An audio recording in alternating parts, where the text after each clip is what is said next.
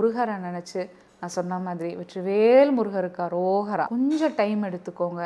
ஒரு குமாரஸ்தவம், கந்தசஷ்டி கவசம் இதெல்லாம் நம்ம பாடினாலே நம்ம ஈஸியாக முருகரை அடையலாம். நான் எப்பயுமே சொல்கிற மாதிரி தான், பக்தி, அன்பு, சரணாகதி இது 3ம் தான் நம்ம கடவுளை சென்று அடையக்கூடிய வழி. கடவுள் எனக்கு நீ இதை செய்ய, அதை செய்ய, எனக்கு இதை வாங்கி கொடு, எனக்கு கோல்டில் இதை வாங்கி கொடு, எனக்கு இத்தனை விளக்கு போடு, அப்போ தான் நீ கேட்குறதெல்லாம் நான் கொடுப்பேன் அப்படிலாம் நம்ம டீல் பேசுகிற ஒரு ஆள் கடவுள் கிடையவே கிடையாது. அதே மாதிரி நீங்கள் நினைக்கிறதெல்லாம் கடவுள் கொடுக்கணும், நீங்கள் கேட்குறதெல்லாம் கடவுள் கொடுக்கணும், இல்லைனா அந்த கடவுள் சக்தி இல்லாதவரோ இல்லை அவர் நம்மளுடைய வேண்டுதல்களை கேட்காதவரோ அப்படியெல்லாம் நம்ம நினைக்கவே கூடாது.